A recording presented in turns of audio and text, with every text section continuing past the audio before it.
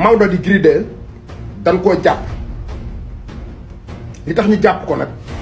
moom la leen di indi ñu ngi ko fekkee salle ba muy entraîné fa lañ ko fekk jël ko yóbbu d'après les informations femme bi nga xamante ne bii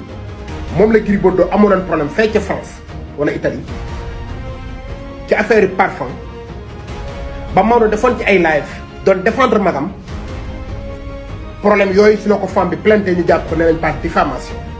mu nekk loo xamante ne bii monde de la lutte yëpp yëg nañ ko ndax nag danoo jàpp koo xamante dafa sori ci acteurs yi nga xamante ne ñu ngi nekk ci biir làmb mu nekk booy bu yaru booy bu cool du dépassé kenn magam mbër la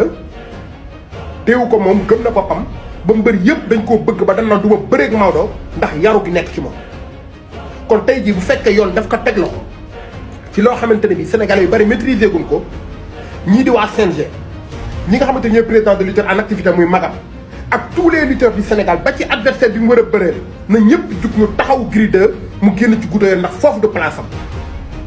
xale la sportif la jël na contrat war na bëre ki nga xamante ne moo di doomu tàngu kon am na loo xamante ne bii c'est pas le moment ñi ngi ñaan nag yàlla jàmm am ñi ngi ñaan yàlla ko yàlla defal sutura mu delluwaat fee ci këram ci ak njabootam parce que nag wax dëgg yàlla ci sport lañ nekk képp koo xamante ne bii yaa ngi dund ci biir sport boo amee tolof tolof danañ taxaw ñu ñaan bi Gris Bordeaux amee problème soxna soosu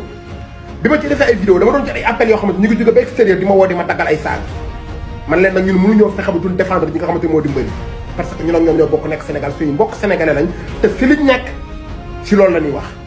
yàlla ko yàlla defal jàmm mu jóge ci loolu mu nekk jël soit ak njabootam na ko ñëpp taxaw moom Gris 2 di Maodo jaa ngeen jëf sama gars yi